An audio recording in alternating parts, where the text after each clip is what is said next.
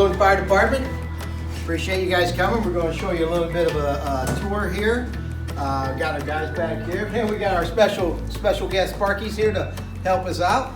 You want to come in here, stand over here a little bit. We'll start in this area. Right here, well, you know the famous Sparky right there. Give away Sparky, right? This is our rookie right here, firefighter paramedic Mitch. We got firefighter paramedic Bueno. We got firefighter paramedic Shane Whitehorn. Myself, Engineer Segobiano. So what I'll do is we'll take you around the station, then we'll go out and we'll show you the trucks and the rigs. Then I'm gonna have Mitch here put on the gear, and so you can see what we do and why we do it. Now this here, in the area we're in right now, is called our day room. This is where we spend our day throughout the day, but we do a lot of training. Right here you see our kitchen. We have a full kitchen table, and the funny thing is, a lot of people like to see the 3 refrigerators. The reason we do that is because we have 3 different shifts. We have A shift, B shift, and C shift. So a lot of times, kids, when we're here, we are here all day and all night. We will sleep here. You'll see our bedrooms. Well, we're here for 24 hours, and then in the morning we'll have other guys come, and they'll take over, and then we go home to our families. All right, follow me. So in this area, this is what we call the watch booth area. So a lot of times the rescue guys will get on the computers and they'll do some of their reports. Now we have iPads, and we do a lot of iPad work in the rescue already. But this is where we can do a lot of checking with dispatch and whatnot, and get our work done that we do on a regular daily basis. Right in here we have our captain's office. Right there's Acting Captain Dennis Hoyland. He's doing captain work. Now we'll reverse back this way. We'll head back towards what's called our training room. And so in our training room, you guys are going to school every day. We pretty much go to school every day. We come in here. Every station has a different kind of training room, you know, different style. This is our training room. So we come here, we will learn new EMS protocols. We will learn new fire protocols, how to save lives, how to fight fires. It's all very important. So every day we have to have those classes. So we go to school just like you do. Even when we're big and grown, we're still going to school. All right, here's our bedroom. So, you know, like I said, we're here even during the night. So we all have our own beds, all right? Decent bedroom, just like we would anywhere else at home. So it's good size. Always the funny part is how big our bedrooms are. We have, I think, 6 beds out here. So at night, you know, we're sleeping and whatnot. And this is, of course, how it looks like at night, right? Lights are all out. All of a sudden, a call comes in. Every light in the building, boom, pops on. Right? And all of a sudden, whoa, there we go. Here we got. Oh, Sparky was sleeping. Oh, look at that. There he goes. Heading out the door. He's going to get dressed, get ready for a call. Good job, Sparky. So that's how it works. So all the lights come on. And I always like to tell everybody, the reason lights come on is because Bueno's over there in the corner just snoring away. We got to wake him up somehow. Right? Follow me.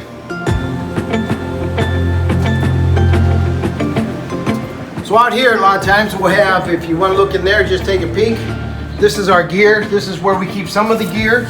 All right, keep it there, and we keep it clean as much as we can, because when we're in a fire, we get some bad stuff on our gear. We want to make sure we clean it again. We want to protect ourselves as the way we're protecting everybody else.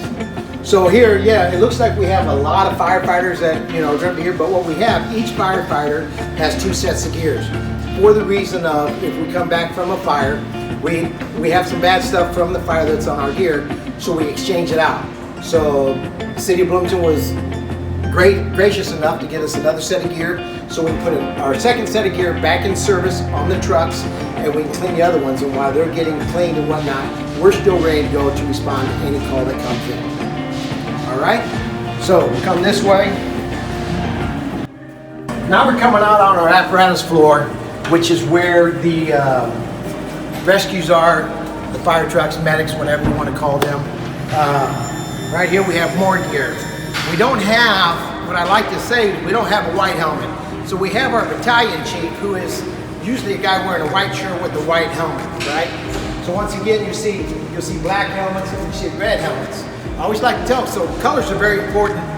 Even though we're grown and in our profession, colors are very important. So back in the day, or now, when you got a guy with a white helmet, he's the man in charge. He's the one that tells everybody what to do. But he usually tells the red helmet what to do. And the red helmet is in charge of these rigs as far as going out and whatnot. But what the red helmet guys like to do, and this is where they don't really like it, what the red helmet really does is tell the black helmet what to do. And the black helmets get the work done. That's what I like to say. But we all work together. We're all here for the same reason, to protect the property, protect lives, make sure everybody goes home safe, including ourselves. So if you want to walk this way, so we have different rigs. This one here, if you look at it, it's facing out that way. It's still a frontline rig, but it can help us respond to the airport, which is on the backside here, down a ways. But right now it's what we call a reserve apparatus, truck 3. The difference is the big ladder on top. Some people all want to know what's the difference between an engine and a truck. Usually the ladder on top. That's how you can usually tell. All right. So we go over this way. We'll go this way. Oh, look at Sparky's ready to go. Oh, look at Sparky. You go, Sparky. All right. So over here we have engine 3. Engine 3's front line. We'll go out the front door, of course. And a lot of these fire trucks, fire engines are set up the same way, okay? We have a lot of different tools to get done whatever we need to get done. And we talk about training. We'll do it in the classroom. Sometimes we have a tower out at another station. We'll go out there and we'll train with these tools to make sure we are doing exactly what we need to do in the right fashion. Right here, I guess you can call this the jaws of life. This will help cut into certain things, vehicles, buildings, or whatever we have to do. This is an engine. Once again, no ladder on top. Come this way, we have hose. We have the big 5-inch hose. So come around this way. One thing I like to teach some of the younger kids is, once again, how important colors are. I just went over the colors of the helmets, right? So right here, which is part of my job as an engineer, this is what we call the pump panel, all right? So the pump panel is very important. My job to get water to the guys who are going in the house to fight the fire. Numbers are very important, colors are very important. So as you can see, we have yellow, orange, blue, gray, green. So our colors are just as important as the colors you're learning in school, right? Plus numbers, everything's important. If we have too high of numbers, it's not going to be good for the guys that are on the end of that hose fighting that fire. I got to make sure my numbers are matching what they need to do their job appropriately at the right pressures. So, like I said, numbers and colors, even though I'm older, still very, very important, not only to me, but to everybody else on that scene. Okay? Right in here is what we call our backstep area. And this is where, right now we have 2 guys, because we have our rookie Mitch. We have a couple SCBA complete bottles that we breathe off of. We'll show you that later when we get somebody dressed. Of course, where the engineer sits, that's myself, all right? So that's my job, basically. Any engineer's job is to get you to the scene safe, run the pump safe, make sure everybody does what they need to do, okay? We come around, over here. Over here is where the captain sits. The captain is the red helmet. He's the guy in charge of this rig. Depending on when we get there, he might be in charge of the whole scene. So, captain also we have our computers in our rigs, all right? For lack of a better word, that's what we're gonna call a computer. Some information from dispatch will come in, put on their notes. He can read the notes and give us all a little insight on the way, because he's got a lot of preparing to do in his head as far as what we're going to do when we get there. Because if the house has got a lot of fire going on, we got to treat it differently. If we get there and there's smoke, we got to treat it differently.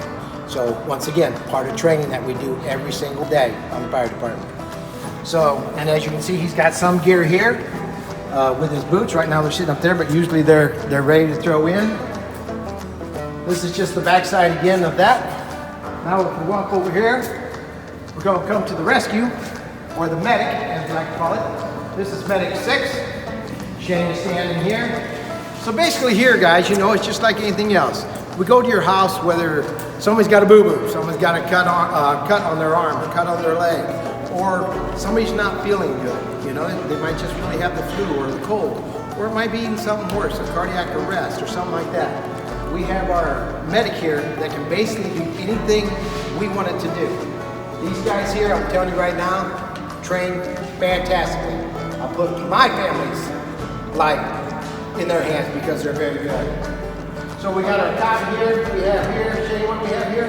This is our cardiac monitor.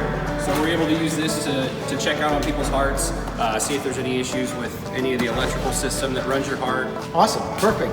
I don't know if you want to take a trip up in there and just look around inside.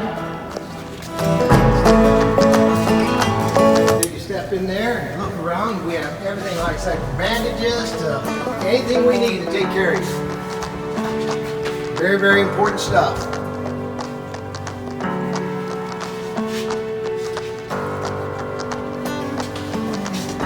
All right, so we also have our little workout area because we have to stay in shape. We have to be healthy ourselves. We have to be ready to do whatever it is we need to do. So as you can see, Sparky's getting ready. He's pumping some iron. Yeah. All right, so now what we're going to do, we got our rookie probationary firefighter, Mitch. He's going to put on the gear, and we'll talk through it about why we're putting it on, what we're doing, and talk about if we're ready to go in as every piece of equipment goes on. So he's going to start when a call comes in, fire call comes in, we're going to rush out to our rigs, and we're going to start getting dressed. First thing he's going to throw on, well, first thing he's going to do, he's going to throw off his boots. All right? He's going to jump in his boots there with his suspenders on. Yes, that is to keep your pants up.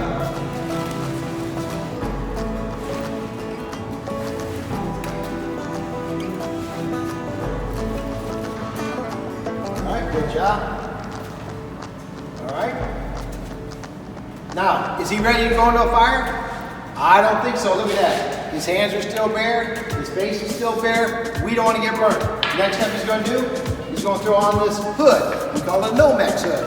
That's going to help protect our ears, the back of our neck, our head, and it'll protect our face a little bit. All right. So this is how. Now, is he ready to go into the fire? Not yet. Once again, his hands are still exposed, his face is still exposed. This next step is going to be turnout coat.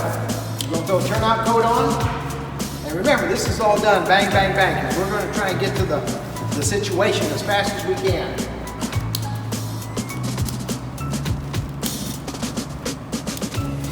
All right, now he's ready to go into a fire, right?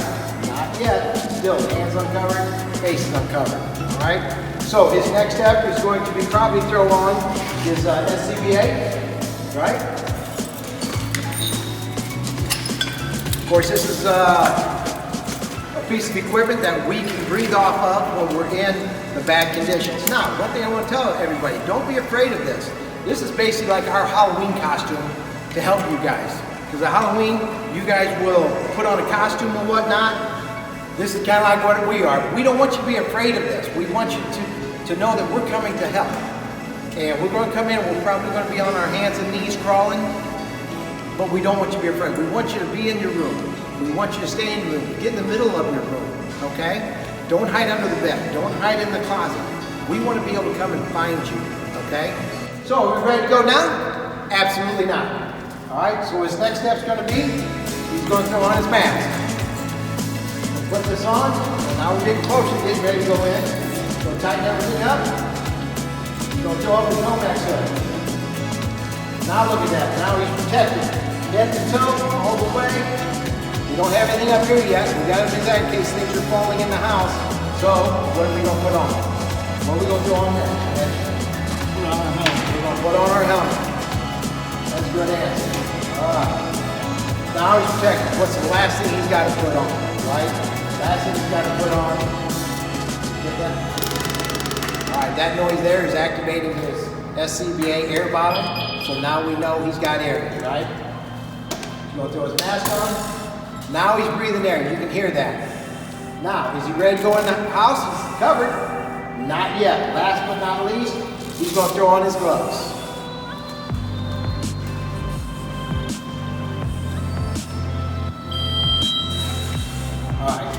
So, kneel down for a second, please. The reason I have him kneel down a lot of times, so now he's ready to go. He's covered everywhere, right?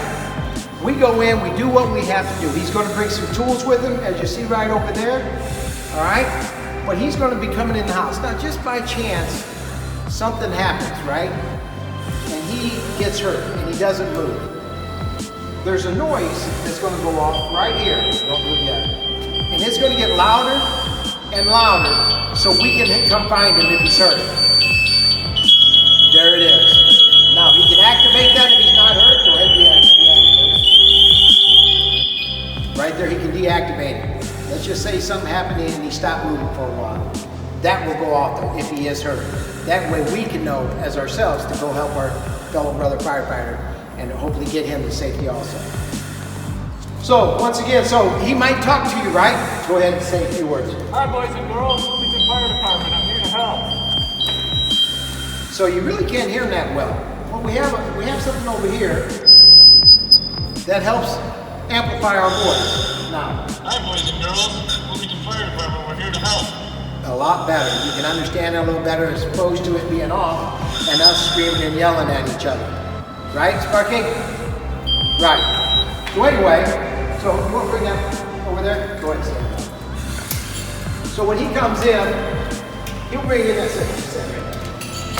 And then give his tools.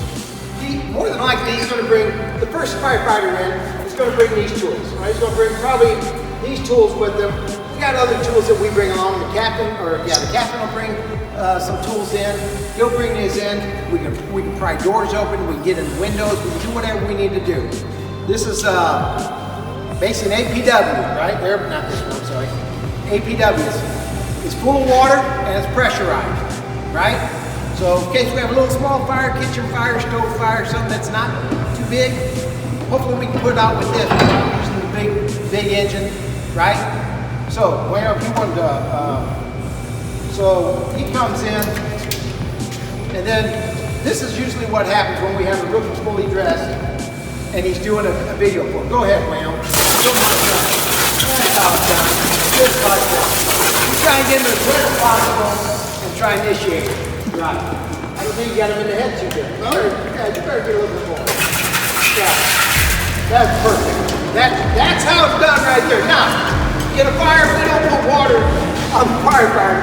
We're going to put it on the, right? We put wet stuff on the red stuff. That's our motto.